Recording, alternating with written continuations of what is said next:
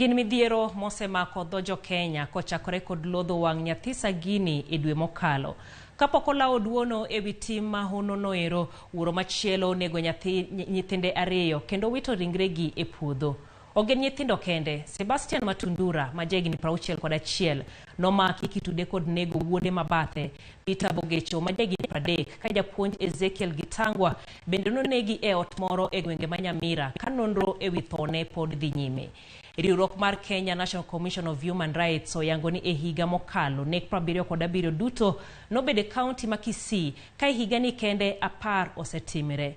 Penjo ma jopiny ni godo en ni ang'o matimore kaunti ma Kisii kod kaunti ma Libamba ma Nyamira. Emene Wacho dhiambo masani watwa kod Esnas Nyaramba ma en jakedo gi ratich oganda e kaunti ma Kisii. Esnas oimore kendo machiegni kabisa e chenro ni mar Mine Wacho. Winjo kanyero ka bende gin nek ma bende ibendi ng'eyo osemako jopiny. Wachakane kod penjo ni to en ang'o matimore Kisii, ang'o marach?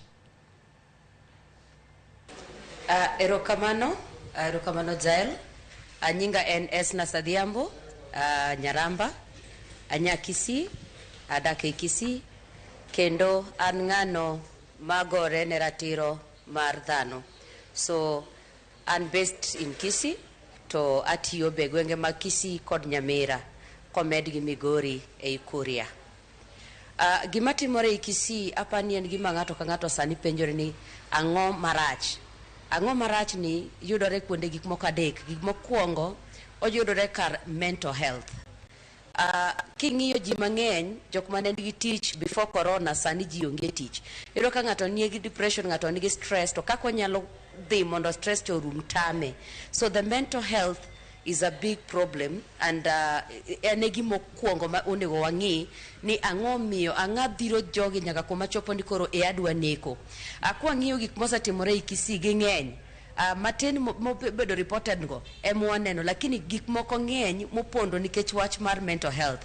Ido ka an gi shida kaka ng'ama dichuo to kuma nyalo ringa dhi ponde, kuma nyalo ringa dhi wache cha onge. Kiyudo ka desk moko mag gender desk, iyudo ka mostly gin gender desk mokete mine. To an kaka ng'ama dichuo onge kaka dang' adhi anyis dhako ni chiega nogoya kose an gi stress marom kama. Koso kadhi tiyudo sama wuoyo cha to ng'ato nyiera. Samoro winjo kiluonge ni ere jago mar chiege ogoyo cha, ere ng'ama ne gore gi dhako cha, ere ng'ama ne yani koro miyo stigma e dichuo kwamba kuom dichuo bedo mang'eny. Koro tame kaka dang' odhi owuo mondo en be obed ko nyalo release the tension kata stress kata pressure moro ma en go cha. Mar ariyo en wach mar kangaroo courts. Kangaroo courts in Kisii they are the highest the number, nikech ka nyathi obedo ni ng'ato nomako nyathi matin to kaka nyuola gini notimore ya nyuola, iwinjo king'isi ni gini okwagolo oko. Samoro kumako nyino tumake kuchopo kode to onge complainant, miyo askeche yaune ng'ani. Koro kose yaune to ng'ama nokoso ne cha pod nitie, udhie kangaroo court. Nyathi ma nyako ni nyathi ma wuoyi ni dongo kong'e ni nitie ratiro na moro mane jogi omaya. Koro kochopo igni moko mbele ka to stress ta en go, stigma cha en go, nyathi ne dhi chopo kama koro odhi retaliate. Some are even doing revenge. A revenge ni nitie gik moko adek. Adwa ni winj malet kaka na winjo. Tadwa ni gima timono nyaka bed zaidi mane timona. Koso kaponi ine mimiyo aluz gimore kit ngimana mada yudo, koro atime manyaka dunia ng'e ni gini notimore kama kama. To yudo ka revenge no en gimoro ma otimore, ng'ato ok nyang'ie ka revenge to gimotimono to pingi mawuoro. Then secondly en asira machielo. Kapok idhi machielo, adwa ni ilera ne matut wach miwacho mar kangaroo courts. Dibe ni magi winjruok ma koro jiketo gin wuon kaka nyuola ni kata wuon otimo ni kama to koro kik waketh nyinga nyuola koso. Kamano. Mostly kangaroo courts gin courts mabedo e anyuola. Eiro ka baby wan jo kanisa enya koro ka wach ni wuok oko to nyingwa e kanisa biro wuok marach ke family ni biro nenwa marach. Koro gini nyaka watieke ke dala ka to kwa tieke ke dala to nyathi moro mano bedo no makicha okuluongo sami kwayo diel achiel gi siling 2,000 tido karatero mar nyathi cha osedhi. Koro nyathi ni at the end of the day en bodongo kong'e ni gini abiro timo gimoro dala ka ma ubiro dong koparo nyaka chien. To kangaroo courts gi mostly iro ka chief ong'eyo, assistant chief bo ong'eyo. Koro gibiro part and parcel of jok machiemo e kangaroo court e ratiro mar nyathi moro. Erokamano ahinya Esnas. Ka bende nitiere wach machielo ma bende itemo mulo kanyo ka iwacho ni mwandu ma bende nitiere kata ilieko na bathe kanyo ni dongo mar boma ma Kisii bende nitiere kaka kelo weche mag ywaruok mag mwandu. Inyalo lero nago mathoth.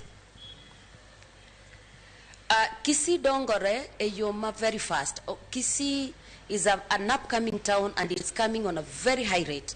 So the upcoming town ma Kisii ka miyo wan gi universities mang'eny. Universities mang'eny miyo wan gi banks mang'eny. Tiende ni economic growth mar Kisii obedo 24 hours. Sani ka kwara 24 hours gik matimore Kisii ng'eny. Nek mantie Kisii nket gimora mora watimo exploitation.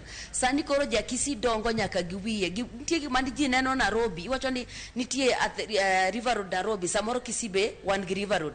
Nitie gik matimo yani experimenting mantie Kisii ng'eny moingo kamora mora. Kisii ka king'iyo iyudo ka a lot of LGBTQ begintie Kisii. Ki yudo taonde moko to okagin kaka gintie Kisii, like they don't come out clearly and say here we are.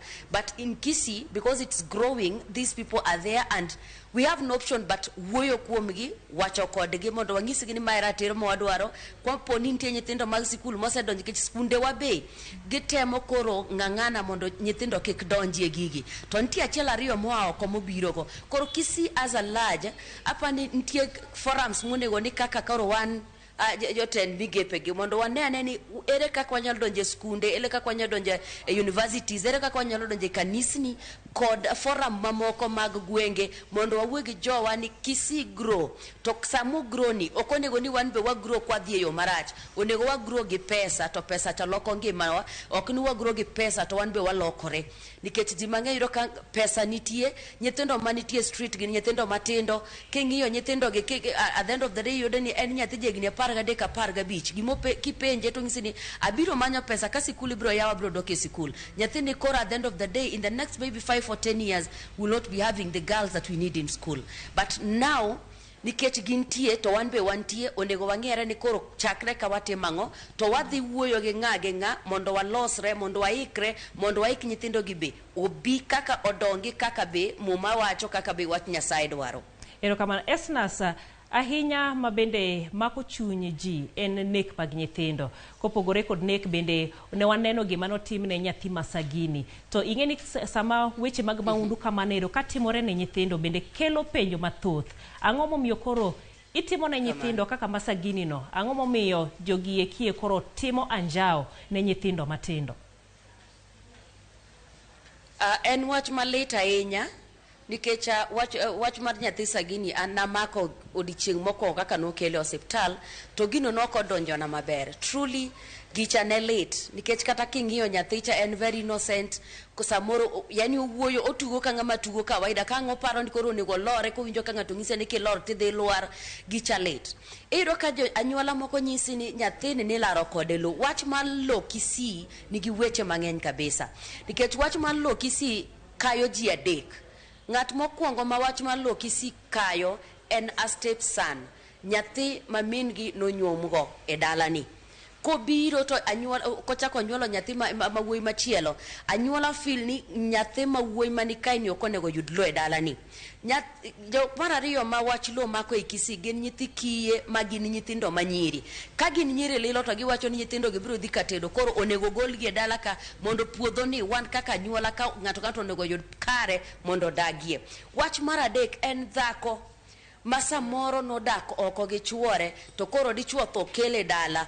Ka dhako ni koro chuoro osetho, akia kata kaka timorega, tiyudo ka dhako ni mostly iluongega no jajuok. Akia ne juok ni yaga gi kanye nikech ka gisechako ni ma jajuok. Ka ne chuori ngima nokin jajuok ni piro gi ni tiyo kodgi ni miyo gi gik mora ma gidwaro. Sani koro chuori osetho automatically iloki ni jajuok. En wach lo achiel ni.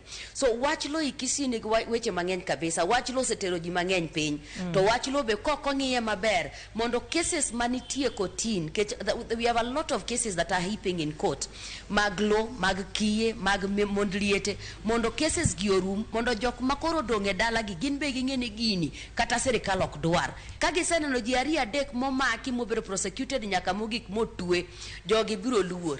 Lakini nikech kangaroo courts, uchwanyoru kacho wacho chope court uchako dok dala ni akeluru magi girwa dala mondo wawuo kisetero dala dichiel diriyo onge ngama biro wuoyo kodi next. Extra se wach mar court no bende wach sagini cha machane wach lo yeah. Wach mar court no bende anya paro ka e weche manyien jo LSK bade makono mano Gideon Nyambati mano branch chair bende ne wacho ni cases odhuro to jangad bura en mana achiel dibed ni mendi bende nyayo weche gieki. Yeah, nyalo bedo nikech Kisii duong. The population mar Kisii en oduong kabisa. Koro kwa bedo gi jangad bura chiel to bedo matek, at least kinyalo medwa kata kariyo mondo cases gibi wuogi nikech gigi bedo mang'eny to the more they are happening the more they are heaping. Koro miyo ni ka ng'ato neno ni koro ka serikal ema tere ng'ani mondo serikal okonya to chopo kama koro serikal ok nya konya ere gima nyalo timo adhi ang'ad gige ng'ato chiewo gokinyi gasira kanie dende mentally and disturbed and gi stress odwa dhi depression kok uyudo kata rabolo jako wang'iyo wacho ni amana asira no seduogo dok chien kiny okobi chadho rabolo kiny ng'ane biro chadho jok mokeyo obiro chadho tiego obiro chadho nyithindo nikech en gima pod odak ge iye. Koro wach bura weche mag bura ka mag kotina ngogi onego ng'i kaka ginyalo medowa jang'ad bura kata achiel kata ariyo mondo wangi 2023 mondo cases gi at least ng'eny gi oyud their way out. Because most of them are saying I brought my case, nobody alishughulikia, and from there it means I will take the law into my hands, nifungwe na yeye akiwa shaenda mochari. And you know that will be now another case again. Ero kamana inya haneno ote mar Morina luo chinyisa kende ni wach mar kangaroo courts go okowinjo bedni mulo weche mag SGBV. Ero kamana inya esnas kuom kelo wach makamane ero kabende wach ma Kisii ni okdhi makare owinjo ng'iane kaka itieko weche gi. Ero kamana inya kuom ote mari kabende en wach ng'at machielo penjo to koro kosefwenye weche matimore Kisii ere kaka koro konyo in kaka jalno ero mabende kedo ne ratich oganda kanyakla kod joweteu nywako lwedo makoro nywako en kony mane makoro iketo ne Kisii mbele kendi dhi chalo nade? Erokamano Jael, gimokwongo monego watim en ni all the CSOs jok tema wacho ni wan wakedo ne ratiro mar dhano onego wamakre lwedo katitimo mar HIV katitimo mar SGBV katitimo mar GBV alone katitimo mar education gigi teo mako kaka ng'ata chiel wamakre mondo waskuma watim community forums mang'eny mondo wawuogi ji kama gintiere cha nikech kwa keto meetings at town hall mostly ji mang'eny ok bichopo lakini kwa dhire gi to gibiro ngiso wa seda gi mondo seda ni wanbe wakonygi wawuo kod gi mondo ginbe gingiso ni kwa timo kama tunyalo timo noko makosa kwa timo kama tukonyo uro kama ne kaka wadhi konyore. Mar ariyo wang'iyo jok ma fund programs mantie Kisii sani kantie program monego fund kendo bed funded fully en program mar mental health nikech Kisii ne gasira moro kata ka yo wang kodi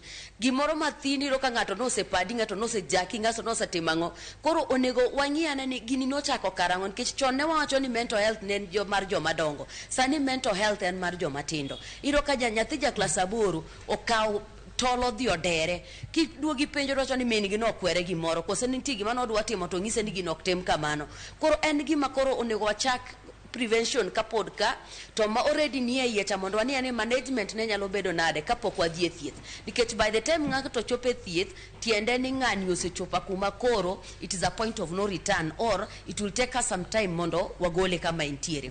Number 3 adwago erokamano ne askeche mag Kisii kod askeche moko maoko nikech gisetiyo kodwa kaka ni jokiti kodwa from previously iro kaskari ngisi ni agini kama etimo kama etimo kama sani koro kubolwa kaka negi bolo wachoni hiyo kesi wekeni mafuta gari squeeze ukipiga simu they come and they will respond to these cases. There is a friend of mine in Busia, his name is Shem, he works with the DCIO kota matangise ni Shem gochina DCIO mingeyo manyalo konyara karaka mondo gini ng'ani omaki kata ng'ani omany iro kigocho ne DC ayo mantie Nakuru to manyo ni ngama nitie Nakuru tikelo ni Kisii. At least the way now we are working with the police, and I'm just requesting that any case yenye nakuja yenye ni ya GBV, SGBV, any case, defilement, child molestation na nini kimekuja, this person kane nyalo mara angeni miyogi bond and right gi, lakini kane nyalo mara jogi onego bed tenge mondo upelelezi otim mondo nyathi cha be kama intiere cha, nikech most of them okwagol gi dala. Iro ka nyathi biro inene kose keto report nini ondikne P3 cha kidoke dala kama ne intiere cha. Koro askeche gi be wala moni ka nyathi no biro otemne counseling kaka counselor onge side mar askari one gi counselors kato wala mo kendo wakwayo the administration kod the leadership mar Kisii ni tafadhali, we need a safe house in Kisii. Yani kama nyathini no osebedo defiled, koro wanyalo gole dala gi kuma stigma dhine gecha. Kama nyathini self esteem ne dwa dhi pencha mondo kele kumibro wuo kode kumobro neno nyithindo magin be gisekalo madongo moingo mare no mondo en bone ka life ni a life ni chalra chala kata kuma aeja motemna ni Gidho Kisii wacho ni na chame mara tayudo ka ng'ama chielo chame kose wuoye malet moingo mara ko yudo kama nitie mage malet moingo mare uyudo ka at least en be oyudo kama chunye dhi kuego. Lakini sani kaka gimoro nyathi watere safe house watero Nairobi. Esna sawa rumo to seche mabende adwaro mondo wach ni mogike dakika achiel. Aneno ka ji mathoth penjo ni to wach sagini ni nochopo kanye. Samidwa ko wach sagini bende wawuoye ewi nikech iwacho ni joma otimo timbegi osemaki, joma okale mago kaka sagini yudo thieth, familia margi anyuola magi, nyithindo ariyo mane onegi, owetegi bende nitiere, en konyo mane mabende imiyogi. Kinyalo dwoko mage dakika achiel nikech sawa rumo. Wach mar sagini nongiswa ni nitie Nairobi kane waso hospital koro kuma ne wasechopondo ochopo ndi koro kwanyal tere thieth kaka nidwar mondo dhie thieth ma oko. Sani entie Nairobi gi nyamin-gi to nawe gi min-gi. Koro from there I don't want to lie, what I know that the boy is safe. A family mar survivors mostly are left with stigma.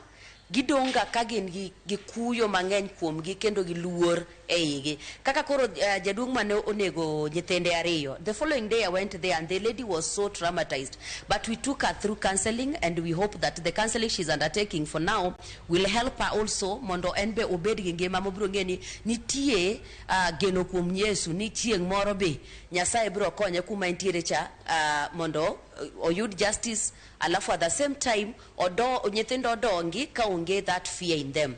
And then this counseling is also done to the kids magin survivors and also the kids mag family kuma fa survivors aye nikech mostly gin be gineno gimotimore.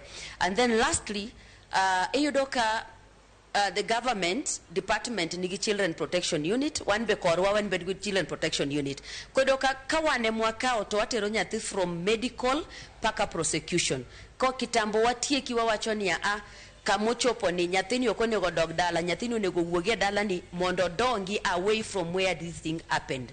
And that is what has been helping us to get justice away from the perpetrators. Ero kamara inya mano kanyero Esnas Nyaramba kantiere e gweng' ma Kisii en jalno mabende kedo ne ratich oganda kabende ng'ato wacho ni wantiere kodi udhi nyime kod tiyo tijno ero. Iwacho ni Kisii lack of principle, culture and respect for human life e gino mabende theko kono. Ang'eni en twak mabende odhi mapiyo pod imed non kendo wasiro weche mabende utimo kono ero mar geng'o thoe machalo koda magero kamana inya kuom wuoyo kodwa e mine Wacho. Jinjona kikidhi mabor.